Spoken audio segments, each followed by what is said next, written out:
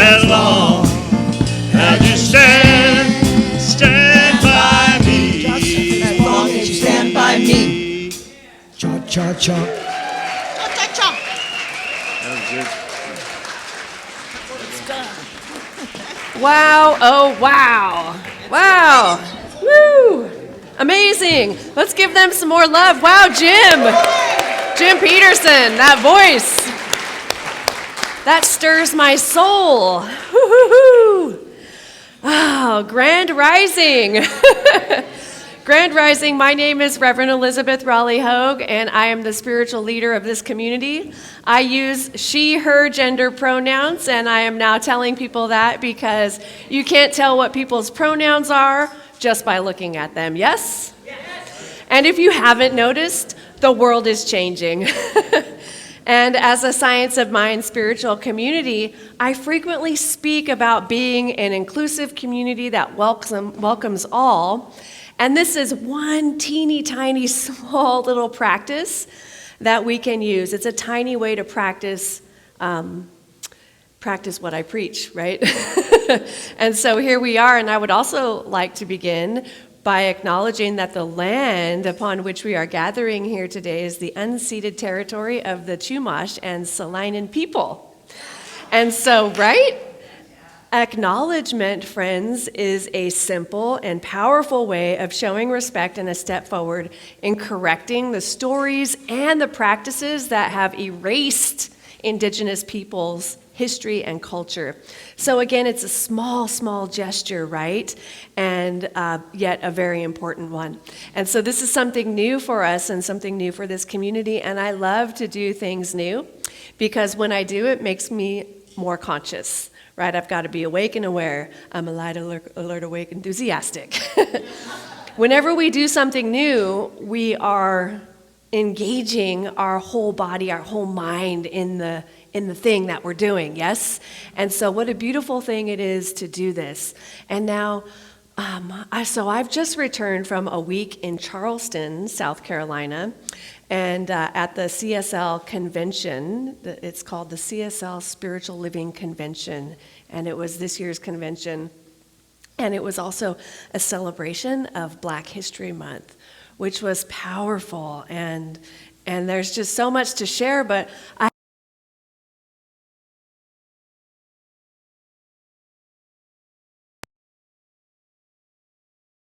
it's like, yeah, I'm actually more than okay, but this energy that is within me is just so much love and joy and enthusiasm and a little coffee, all combined to make me want to just share it all with you. I'm excited about it. I'm filled up with God. There's no fear in that, you know? It's just filled with that joyful anticipation and enthusiasm to share some of what I got this week with you. Are you ready? Yeah. Okay. All right, so, there's just so much to share. So history was made last week with CSL in Charleston, South Carolina. Now, I want to share that diversity talks actually began back in 2011 for the organization, and it was at a Holmes Institute, which is the ministerial school of our teaching, and it was one of the retreats for our class. And we had, let's see, I think we had 5 African American individuals in the class, and we were on this retreat. And they were curious, about why they didn't have any representation in the speakers at a conference, like their previous conference, right? Just wondering, right? And so they brought this into the retreat. And there were some people at the retreat, the planners, the organizers of this retreat, that were disturbed because they had a plan. And this was interrupting their plan, right? And so the individuals of African American descent, right, were like, well, sorry to spoil your plan, I can't take this off, right? They can't take, and I heard that this week, like I can't take the black off, that I'm black wherever I go from individuals. You're laughing, right? Not me. you know? So anyway, it was a powerful week, and at this retreat, it was beautiful and disturbing, and the pot was stirred. But we were awakening, right? And now fast forward 13 years later, there's full representation. Tuesday, I think it was either Tuesday night or Wednesday night, was the actual celebration of Black History Month, and we had every speaker African American. And we had drums, there was some singing, and the Gullah Geechee folks came in, and there was singing and dancing and drumming and beauty and heart wisdom and like learning and education for this world that maybe I haven't really been paying much attention to. And this might also be true for you. And it's okay, but the point is about us awakening, right? What's going on? This is not a political speech, okay? What did I just say? This is not a political speech. Over here, this is not a political speech. It's not. This is about humanity, my friends. And so it just so happened that we had this convention in Charleston, South Carolina, right? And so we were immersed into an amazing week of beauty and education for me, and so much love and so much joy, and at the same time, sadness and sorrow about where we were. So the talk for today is Pain Pushes Until Vision Pulls, and I adjusted it a little bit because it's really, for me, after being in Charleston this week with my colleagues of CSL, lighting the way of love, soul to soul to soul, regardless of where you came from, who you are, but also seeing who you are and where you came from and what you're about, yes? It's so important. So pain acts as a motivator or driving force until the vision of a desired outcome pulls us forward. Pain, whether physical or emotional, can serve us. It serves as a powerful catalyst for change and action. So when you experience pain in your life, you are called, I invite you to remember that. Something wonderful is happening because I'm becoming something I've never been before. And I tell myself this because as a minister, like I'm the same as you. I am growing, only I'm doing it in public. I'm growing spiritually, and I'm up here doing a dance and like, hey, look at me, I can do it, you can too. And so hopefully I make it look easy.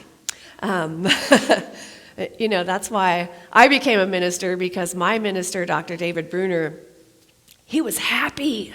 He was so happy, and I was determined to figure out how to get there. And here I am. But anyway, I digress. So pain pushes us until vision pulls us. And so if you've ever felt like, I've got to get out of this relationship, or I don't like this job anymore, that's pain. You don't like the relationship for whatever reason, it's pain. And we like sit in pain. We sit in the pain, some of us for way longer than we ought to. Yes? Because we're afraid of the unknown, we're afraid of making that change, and also we don't have a vision yet. Our pain will push us, so that pain of being in a job or doing something that you don't particularly like to do will keep pushing you until you get pulled by the vision. Now, the vision for your life is a divine idea. It's that thing that drops in that's calling you. I would really love to fill in the blank. I've always wanted to fill in the blank. Sing or dance or become a licensed practitioner or go to ministerial school, etc., etc. Whatever it is for you, it's going to be different for everyone. Walk the Camino, whatever it is, you know? I've always wanted to fill in that blank. Then that becomes your vision, yeah?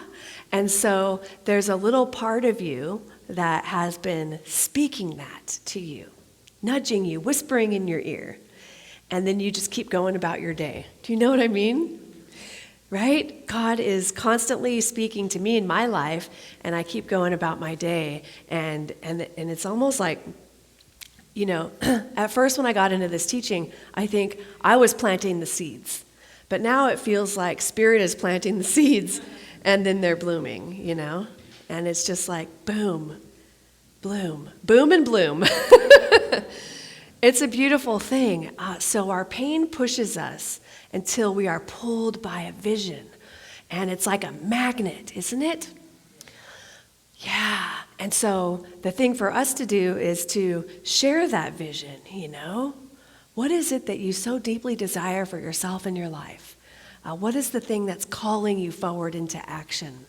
What is that thing that is bringing you to the space where you get to be all that you came here to be?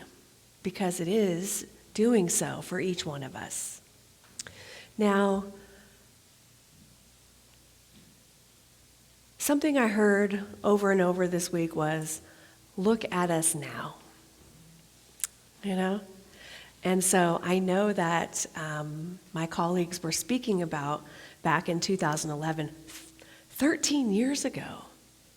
Look at us now. And I could feel what they were saying. Look at us now. Look how far we've come, and there's still work to do. Yeah.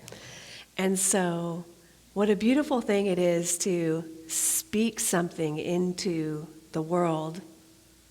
You know, you get a vision for your life, speak it, share it, talk about it with your friends.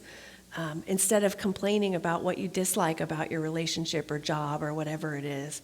What is the thing that you are seeking to experience? Speak that into existence, you know? Speak it. Our words have power, don't they? And as we speak it into existence, the whole universe shifts in order for us to begin to see that. Because that's how this stuff works. It really, really works, you know? But what are we speaking about? What we speak about, we bring about. And so speak about the vision that you want to experience for yourself and your life, and it will become your experience. I love that. Now, I want to talk a little bit about something that I learned about, you know. How many of you have heard of the Underground Railroad? Oh, good. Okay. Yeah.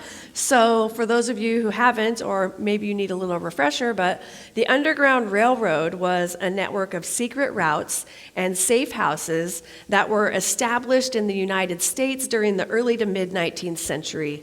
And the Underground Railroad was used by the enslaved African Americans primarily to escape into free states and from there to Canada. Now, the Underground Railroad was not underground, and it wasn't an actual train. It was a network of people, whites and free black people, who worked together to help runaways, which were freedom seekers, to help them from the slave-holding states to travel to the states in the north and the country of Canada, where slavery was actually illegal. So the term underground simply implies secrecy, and railroad refers to the way that people followed certain routes with stops along the way to get to their destination. Now, this phrase wasn't something that one person decided to name the system, but a term that people actually started using as more and more fugitives escaped through this network. And the operators of the Underground Railroad were abolitionists or people who opposed slavery. They took a stand, right? Now, many were members of organized groups like the Quaker religion and the African Methodist Episcopal Church, and they were often called agents. Now, these operators used their homes, their churches, barns, and schoolhouses as stations, and there, fugitives could stop, receive shelter, food, clothing, protection, and maybe a little bit of money until they were ready to move on to the next station. Wow. Now, in the intricate tapestry of the history of the Underground Railroad, a lantern emerges, right? A gas lantern, the Charleston gas lantern. And this lantern emerged as a beacon of safe passage. Now, it represented more than just a light in the dark. It was a symbol of hope and safety for those who were seeking freedom, hidden in plain sight. These lanterns served as clandestine signals indicating a sanctuary for escaping slaves. This subtle yet powerful method of communication was crucial in the perilous journey of countless individuals who were striving for liberation. The flame inside the lantern was a representation of illumination and hope. Oh, wow. Now, the Underground Railroad, as the resistance to enslavement through escape and flight, existed through the end of the Civil War, refers to those efforts of the enslaved African Americans to gain their freedom by escaping bondage. Can you imagine? Like, we're automatically free, right? Yeah. But my time in Charleston this week, and I visited the International African American Museum, and I listened to stories, and I immersed myself in learning about the Gullah Geechee culture and everything that happened, And it occurred to me that, and I'm sorry for my ignorance, right? But I must have been reminded that slavery actually existed for 4 centuries. 4 centuries? 1500s, 1600s, 1700s, and 1800s? And then I remembered something about a time when I was going through a breakup of a relationship, and someone told me that it will take half of the time for you to heal as the time that you were in the relationship. Remember that, right? Like if I was in a relationship for 2 years, it would take me a year to actually overcome this, right? And be able to be free and to maybe get into a new relationship. And if I apply that same thinking to the 4 centuries, that's a long time. 4 centuries of slavery where it was okay to do that. And we're only in the beginning of the 2nd century, right? So we may not get to see a full healing of this in our lifetimes. But we can do a little bit today, can't we? We can do a little bit today to help pave the way and to help create this vision of a world that works for all by speaking about it and not being afraid to speak about it, because that happens too. We get afraid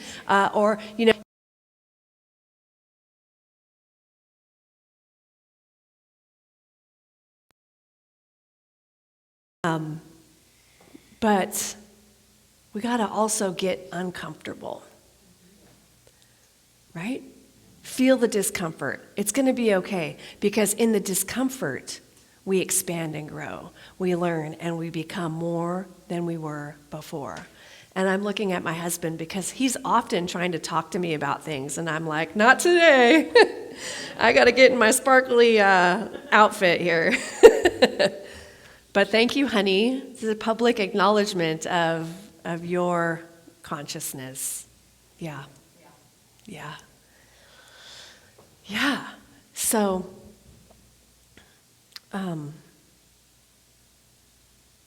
so honoring all of that, and coming back to thinking about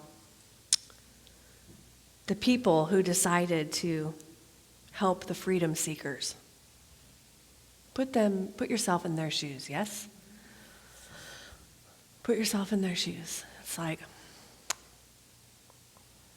they had to take a stand. They may have gotten caught. These are the helpers. The enslaved had to what? They had to trust. Oh my goodness, did they have to trust? Because if they were caught, they would likely have been killed. And the same is true for the helpers, probably. Wow. So the decision to assist a freedom seeker may have been spontaneous. However, In some places, especially after the Fugitive Slave Act of 1850, the Underground Railroad was deliberate and organized. Now, despite the illegality of their actions, people of all races, class, and genders participated in this widespread form of civil disobedience. Freedom seekers went in many directions: Canada, Mexico, Spanish Florida, Indian Territory, the West, the Caribbean islands, and Europe. And the escapees would travel from safe house to safe house, 10 to 20 miles between each stop. Can you imagine? Put yourself in their shoes. 10 to 20 miles between each stop. And a lot of them were in Charleston, in South Carolina, and the weather is intense, right? It can be either really cold and windy or really crazy hot and humid. And here they are, traveling 10 to 20 miles, probably with minimal clothes, minimal food, traveling. And as you're putting yourself in their shoes, finally you see a home that has one of these gas lights. And because you were told the home with the gas light is a safe house. And I'm going to go up there. You have to trust. You have to go within you. I mean, how hard would that be, right? To trust yourself and to trust the God of your understanding to step forward and open that door, knock on that door, or however it worked. Yes? In 1829, someone named John Rankin built a brick house overlooking the Ohio River above Ripley. And at night, the Rankins actually kept a lighted lantern in their window. And they had a stairway which was eventually called the Freedom Stairway, 100 steps leading up from the Ohio River into their house, which was a station on the Underground Railroad.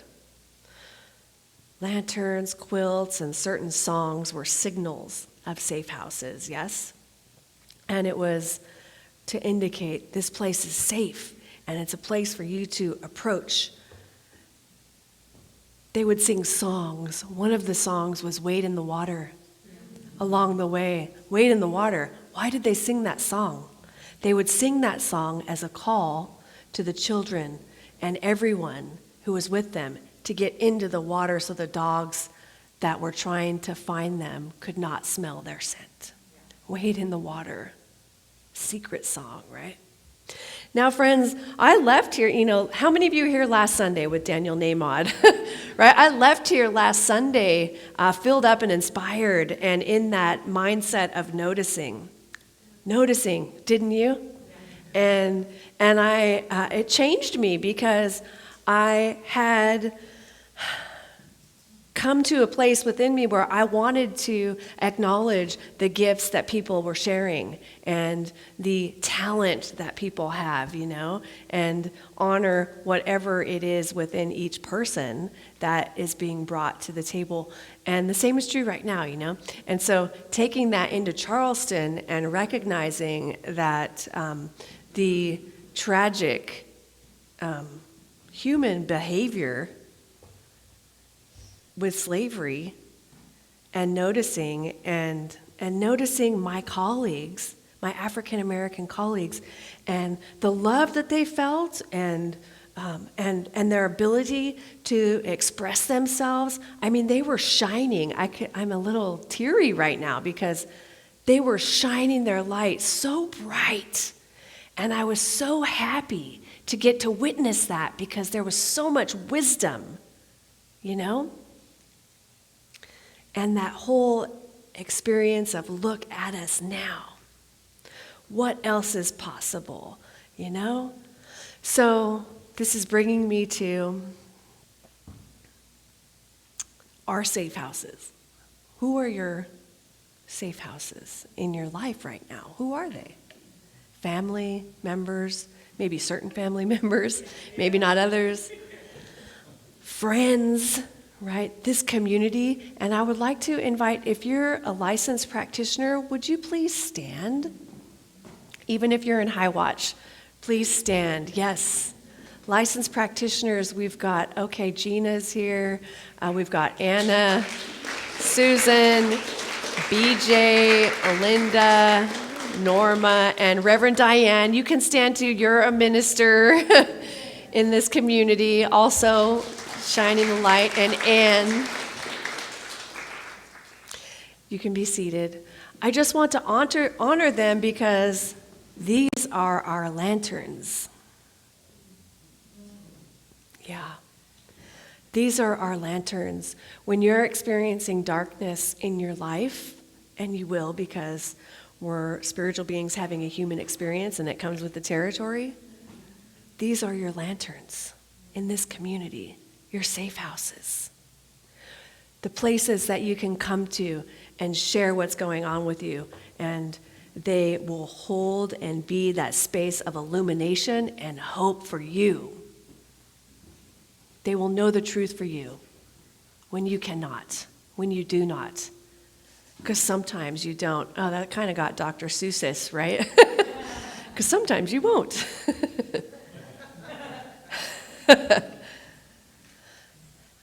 Yes? I mean, has anyone ever experienced darkness? Yeah, right. You know? It's part of the experience. And so,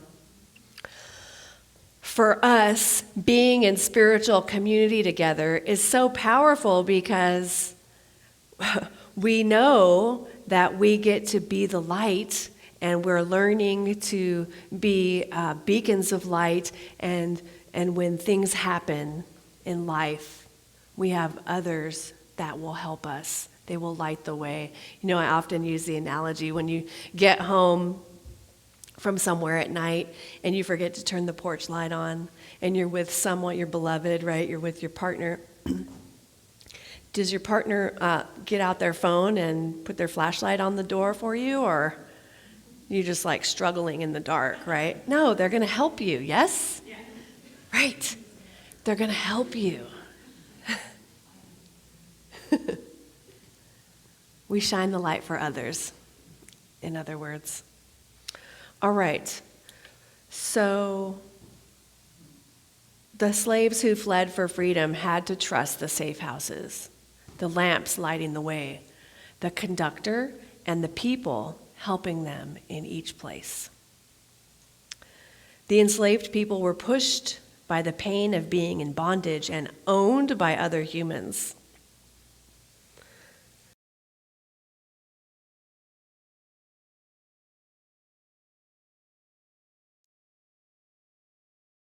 They were pushed by their pain.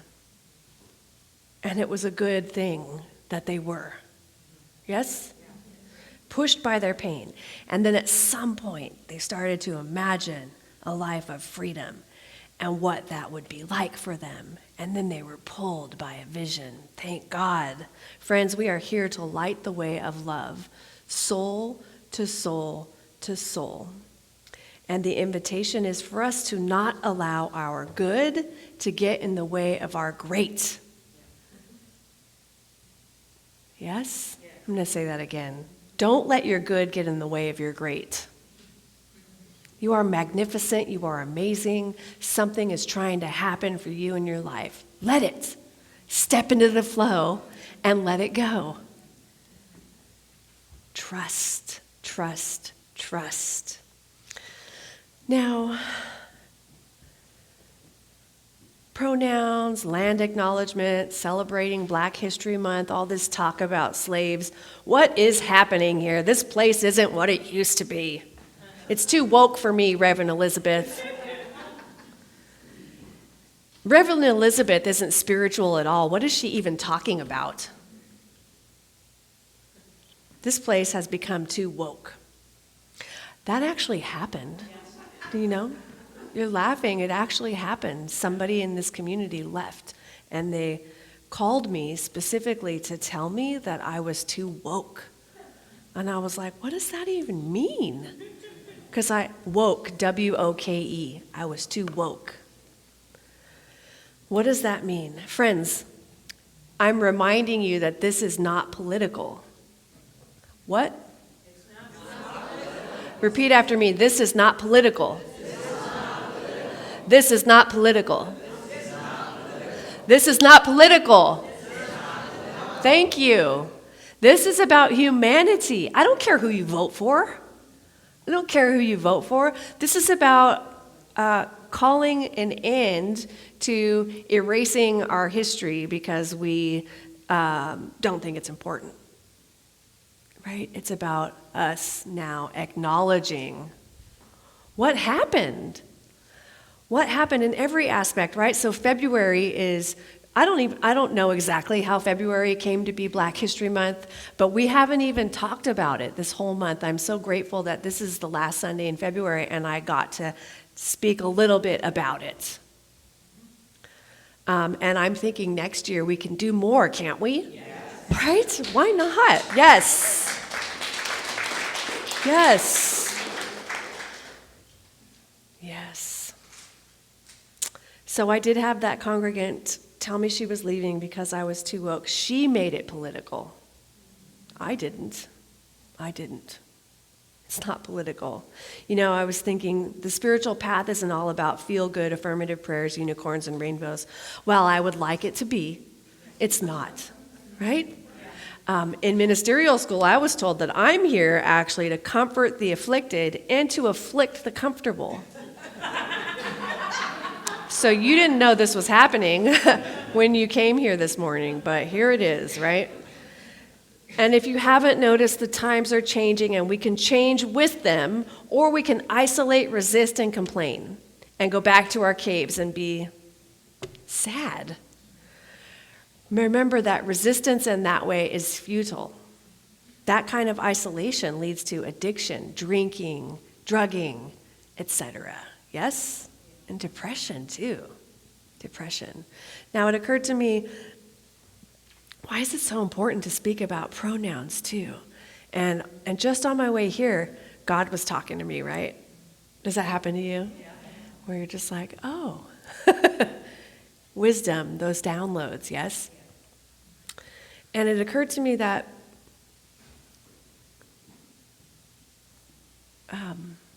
that people in here sharing their pronouns, like we haven't done that.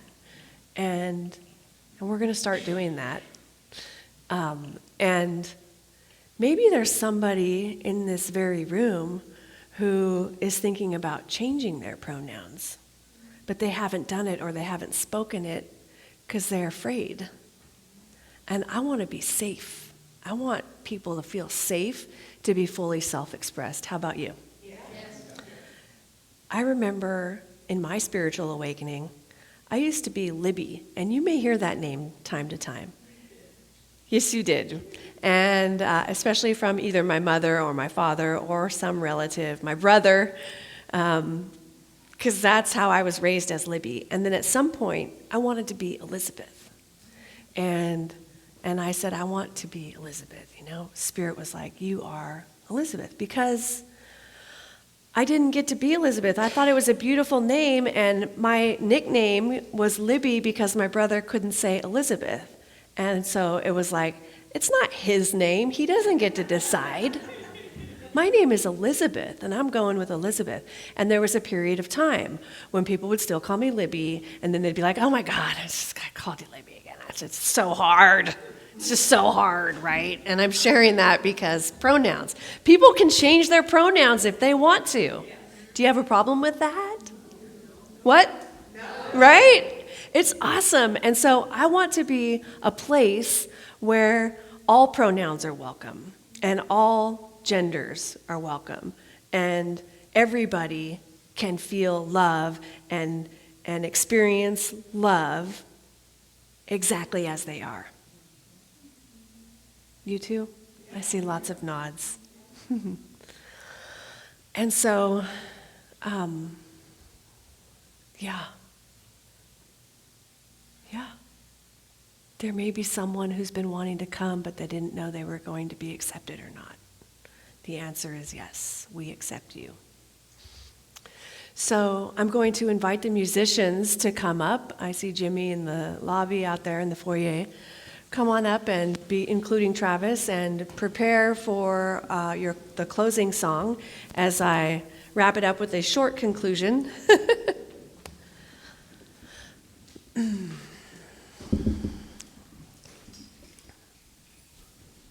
And the conclusion is remembering when a breakup occurs in our lives, it takes half the amount of time that we were together to heal. So if you were with someone for 2 years, it would take a year for you to heal. And that slavery existed. And please, I'm not comparing slavery to a breakup, right? Know that. But 4 centuries, it occurred and was active and accepted over the course of 4 centuries.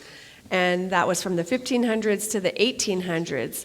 We've only had 1 century to heal this. You're getting feedback.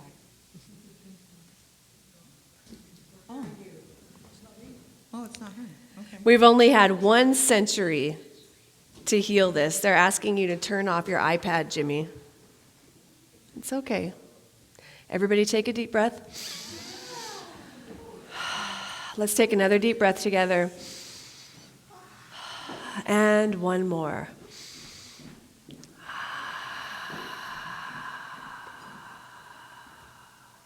Slavery was active over the course of 4 centuries. We've only had 1 century to heal this.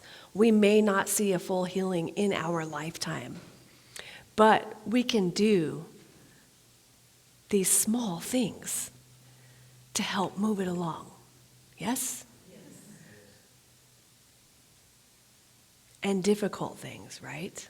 Or they can feel difficult. We can do these things that feel difficult until they become easy and comfortable.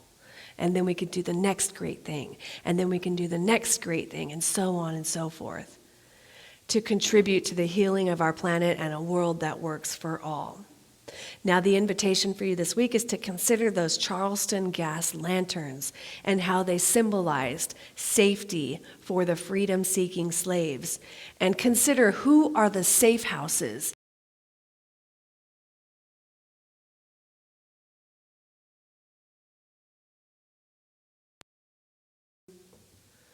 and the call to action for you is to ask yourself these questions.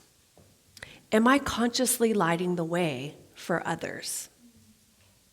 Number 2, what must I release and what must I become to be the light? Number 3, what is one small action I can take this week to be more inclusive of others?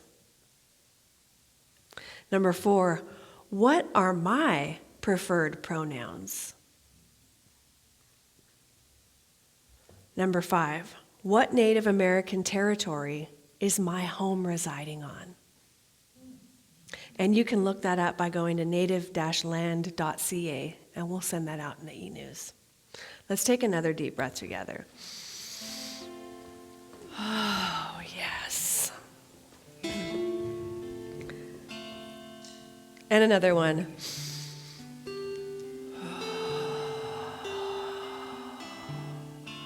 And once again.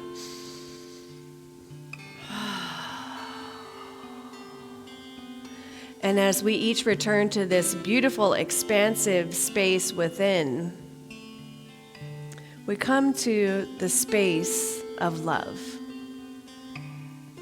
It is a beautiful, amazing space that is within me and is within each individual here. It is everywhere. This beauty, this love, the source of all creation. And in this moment, I am placing my conscious and focused attention on it like a laser. And as I do that, I begin to see it clearly, and it becomes expansive and amazingly beautiful and cosmic. And I recognize that this place that I'm imagining and envisioning in my mind's eye is the same place for each one of us. And it's the place of love. It's the place of belonging. It's the place of peace and wholeness and divine perfection. It's the place where we are comforted in our discomfort. Because we are spiritual beings having a human experience. And in this place of pure love within us, we can relax. And as we relax and keep that focused attention upon it, we merge with it and become, because we are identifying ourselves with it. And that in that identification, more is revealed. And the more that is revealed is our growth, right? And it's a place where we can realize and recognize what our growing edge is, and we can step into that flow of love. We can step into, or we can step out of this circle of comfort and into a little bit of discomfort so that we might grow just a little tiny bit. Because as we grow a little tiny bit, those around us grow a little tiny bit too. And as individuals around us grow a little tiny bit, the individuals in their orbit grow a little tiny bit. And in that growth, we are actually becoming who we came here to be, and we are creating a space where all are welcome. We are creating a space in our minds and hearts and within this community for more love and more light to be shined. And we are lighting that lantern within us. And I know that as we go forward from here, each one of us experiences this illumination that is divine. It is in and of the divine, and it is bright and glowing. And it is enhanced by our spiritual practices. It is enhanced by our connection with us, with the divine. Oh, it's so good. And the presence of Spirit is so strong in each one of our lives that we feel it. It's a palpable experience. And it is the main thing. We have made the main thing, the divine, Spirit, Jesus, Buddha, Allah, whatever you call it. That main thing is the main thing in our lives, and it is the guiding light. And it leads us. Oh.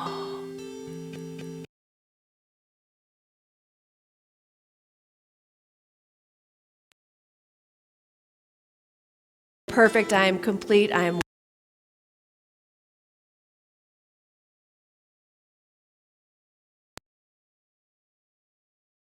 I have love in my life, I have shelter, I have plenty of food to eat, and I have plenty of time. I have time, and I nurture the relationships that are important to me, and I experience love and more love. And I have the time to study, I have the time to do my spiritual practices, I have the time to read and to journal and to do everything I came here to do. And it begins now.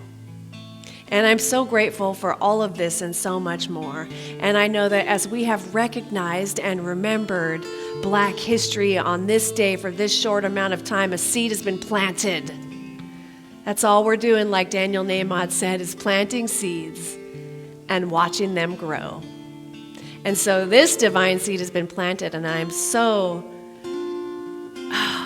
enthusiastic and so joyful in my anticipation of the blooming that is going to occur, that's already occurring from it. From land acknowledgement, Black History Month, celebrating Black History Month, and pronouns and honoring all walks of life. God is so good, and I am so grateful as I can relax and release this prayer into the loving and creative action of the law where I know it is done. And so it is. So it is. Yes. Oh, thank you.